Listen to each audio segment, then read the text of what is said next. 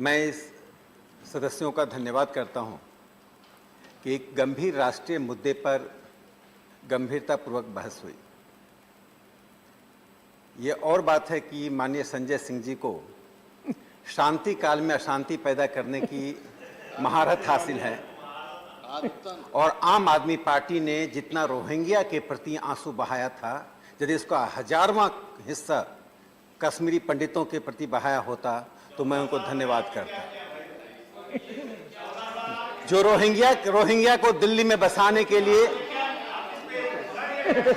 Please you continue, please Sanjay Singh ji, please you continue, please Rakesh ji, please Rakesh, please Sanjay Singh ji नहीं, please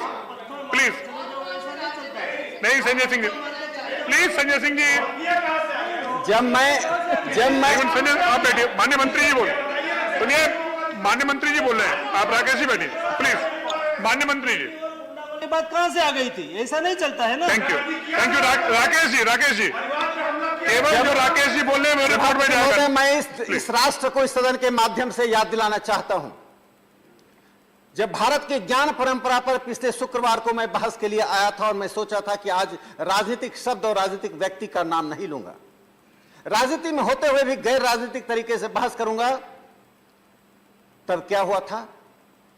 Kashmir files पर संजय सिंह जी discussion करना शुरू कर दिए थे। हमें भी राजनीति करनी आती है, यदि आप राजनीति करेंगे तो आम आदमी पार्टी को मैं ऐसा डिकोडिंग करूंगा कि आप सदन छोड़कर चले जाएंगे।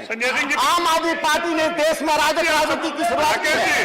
आम आदमी पार्टी ने देश में अराजक राजनीति की शुरुआत की है और Arvind Kejriwal will be known in the history for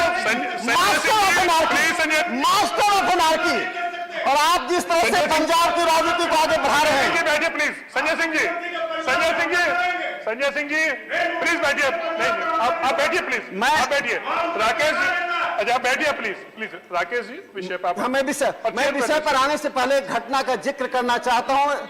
एक सांसद होने के नाते घटना का जिक्र करना चाहता हूं। सभी को ध्यान रखना चाहिए।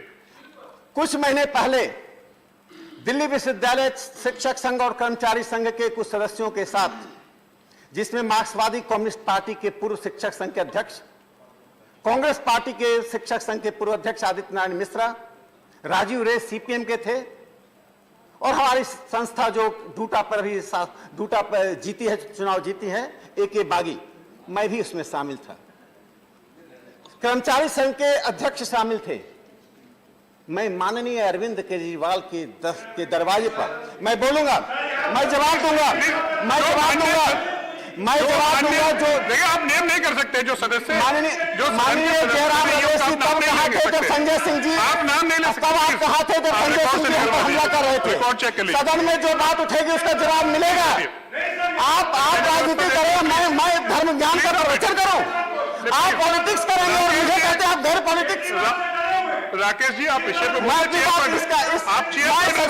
सदन को मैं अपनी चेयर पर एड्रेस करिए। सभापति महोदय, दिल्ली विश्वविद्यालय के सम्मानित शिक्षक नेता, एक सांसद, मैं एक सांसद हूं। You continue please. मैं राष्ट्रपति जी के द्वारा एक नॉमिनेटेड सांसद हूं।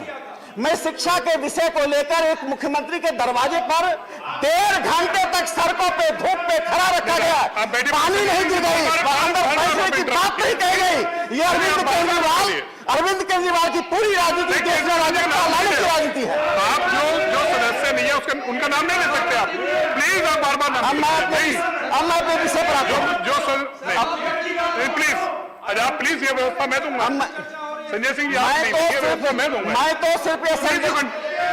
अपने विषय पर आता हूँ। राकेश जी प्लीज आप बैठिए प्लीज आप बैठिए अच्छा आप बैठिए ना प्लीज, नहीं आप बैठिए प्लीज। संजय सिंह जी आप क्या नाम? सभापति महोदय, आप विषय पर नहीं प्लीज आप बैठिए। सभापति महोदय, ठीक नहीं। अच्छा आप बैठिए प्लीज। मुझे खुशी है, मुझे प्रसन्नता है कि सदन ने अनेक पक्ष पर विमर्श किया है। मेरा एक मूल उद्देश्य यह भी था कि यह जो गैर राजनीतिक एक राष्ट्रीय प्रश्न है, इस पर सदन पे गंभीरता से विचार हो। 2-3 पक्ष है जिसको मैं रखना चाहता हूं। माननीय भूपेंद्र जी ने ठीक कहा कि अति महत्वपूर्ण विषय पर विचार हो, और माननीय मंत्री जी ने जिस प्रकार से तथ्यात्मक और प्रधानमंत्री नरेंद्र मोदी जी के नेतृत्व में 2014 के बाद से सामाजिक क्षेत्र में, लोक कल्याण के क्षेत्र में व्यापक और आधारभूत तरीके से परिवर्तन लाया है, जिसके कारण देश के जिन वृद्धों की चिंता माननीय जयराम रमेश जी कर रहे थे, मैं बता देता हूं कि भारत में 70 की आयु के वृद्ध जो आर्थिक रूप से सक्रिय हैं, दुनिया में सबसे बड़ी संख्या भारत में 82% लोग हैं जिनकी आयु 70 साल की है और आर्थिक रूप से सक्रिय है। एज एक्सपेक्टेंसी के बढ़ने के कारण, बीमारियों पर नियंत्रण होने के कारण, इन्फेंट मोर्टेलिटी को रोकने के कारण जो समाज में एक सकारात्मक स्थिति बनी है, और भारतीय समाज में वृद्धों की चिंता करने के लिए परंपरागत परिवार का पद्धति सक्षम है।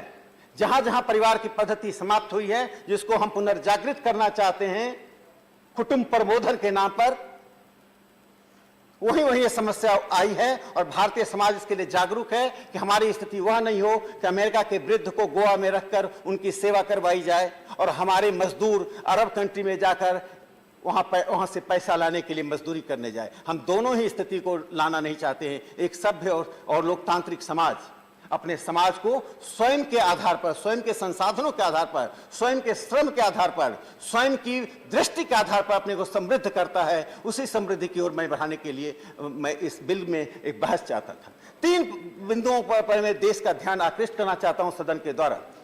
पहली बात, डेमोग्राफिक डिस्कोर्स में काफी परिवर्तन आया है। जो मैंने पिछली बार कहा था कि भारत के जनगणना आयोग ने जो जनगणना के आधार पर नए स्टैटिस्टिक्स, नए आंकड़े इकट्ठा करना शुरू किए हैं, उसमें TFR, टोटल फर्टिलिटी रेट, और marital total fertility rate, total marital fertility rate TMFR के बीच में एक बुनियादी अंतर किया है। मैंने पिछली बार अपने बहस में कही थी, लेकिन मैं इस बात को दोहराना चाहता हूं चूंकि बहुत ही महत्वपूर्ण विषय है। हमारे स्वास्थ्य मंत्री जी बैठे हुए हैं। TMFR इसलिए इंपॉर्टेंट है भारत के लिए कि दुनिया के सभी देशों में जो टोटल फर्टिलिटी रेट की जो व्यवस्था की गई थी, उसका कारण था एक महिला अपने प्रजनन आयु में कितने बच्चे को जन्म देती है। ये TFR की परिभाषा है। सभापति महोदय, आपको आश्चर्य होगा, जिन लोगों ने अध्ययन किया है उन्हें आश्चर्य नहीं होगा, लेकिन हम सबको, में बहुतों को इस बात का आश्चर्य होगा। कोलंबिया में 84% बच्चे परिवार व्यवस्था से बाहर जन्म लेते हैं, यानी विवाह से पूर्व मां जन्म देती है। अमेरिका में यह संख्या 40% है। OECD के 11 देशों में, चिली में, डेनमार्क में, इस्टोनिया में, फ्रांस में, नॉर्वे, नीदरलैंड में, स्लोवेनिया में, स्वीडन में यह संख्या 41% है। इंग्लैंड का मैं एक आंकड़ा देना चाहता हूं। विवाहित मां से 2020 में 3,29,000 और अविवाहित मां से 2,77,000 बच्चे पैदा हुए थे। यहां तक कि पुर्तगाल में 50% बच्चे अनमैरिड मदर से पैदा होते हैं। इसलिए TFR का जो कंसेप्ट है, वह कंसेप्ट, वह अवधारणा उनकी अपनी परंपरा के अनुसार है। मैं उस परंपरा का कोई नकारात्मक पक्ष नहीं देखता। उनकी जो भी परंपरा, उसके आधार पर TFR बनाया। हमारे यहां जो बच्चों का जन्म होता है साधारणतया विवाह के बाद होता है।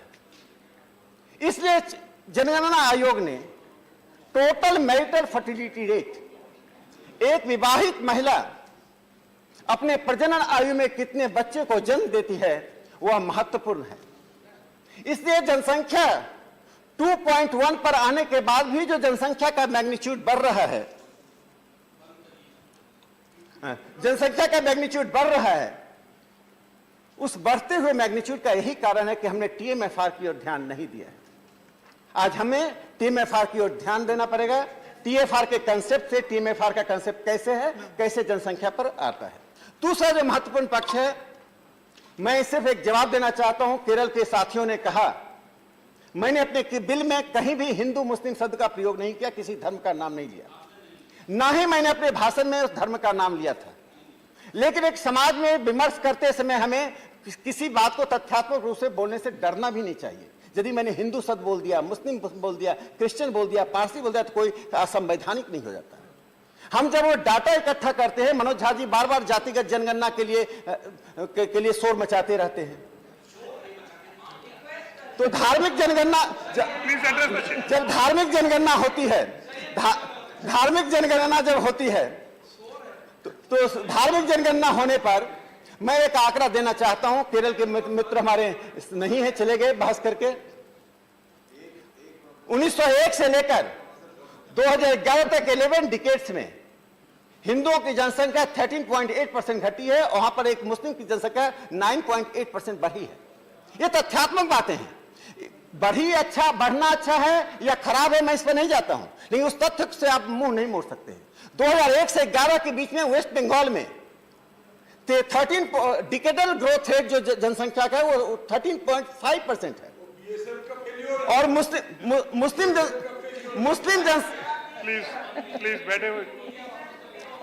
मुस्लिम जनसंख्या का डिकेडल ग्रोथ रेट बंगाल में 21% है, हिंदुओं का डिकेडल ग्रोथ 10% है, डिफरेंस 11% का है।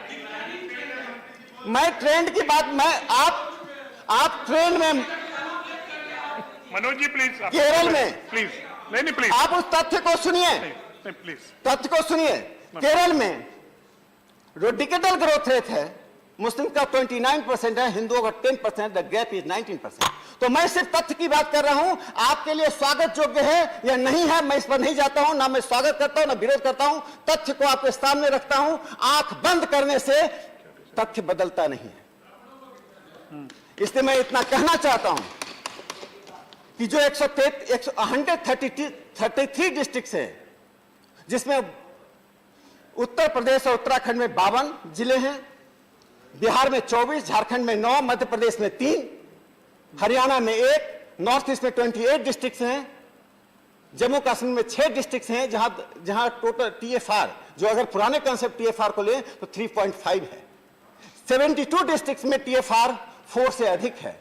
तो मुझे यही कहना है कि हमारा जो प्रयास चल रहा है, उस प्रयास में लोकतांत्रिक तरीके से हम इमरजेंसी को दोहराना नहीं चाहते, 76 को दोहराना नहीं चाहते हैं। जयराम रमेश जी 1966 में भारत सरकार में जनसंख्या को कहा था एक्सप्लोसिव स्टेट कहा था। 1940 में ही जवाहरलाल नेहरू ने नेशनल प्लानिंग कमेटी के द्वारा एक सब कमेटी का गठन किया था। तो मैं इतना ही कहना चाहता हूं कि जनसंख्या नियंत्रण पर गंभीरता से जो प्रयास चल रहा है, उसके लिए मैं आशान्वित हूं। मुझे पूरा विश्वास है, धर्म, जाति, क्षेत्र, भाषा से ऊपर उठकर हम अपनी जनसंख्या को नियंत्रित कर पाएंगे और इस देश को एक सुखमय राष्ट्र की ओर ले जाने का प्रयास करेंगे, जिसमें रोहिंग्या का स्थान नहीं होगा, इस देश के लोगों का स्थान होगा, इस देश के लोग अपनी समृद्धि के साथ रहेंगे। धन्यवाद। धन्यवाद। Now Shri Rakesh Sinha ji, are you withdrawing the bill? सभापति महोदय, मैं अपने बिल को विड्रॉ करता हूं। Has he leave of the house to withdraw the bill? The bill. Please, no, please. No, please. Sir, there is a very important point. Has leave of the house to withdraw the bill? The bill is withdrawn. Yes. Next.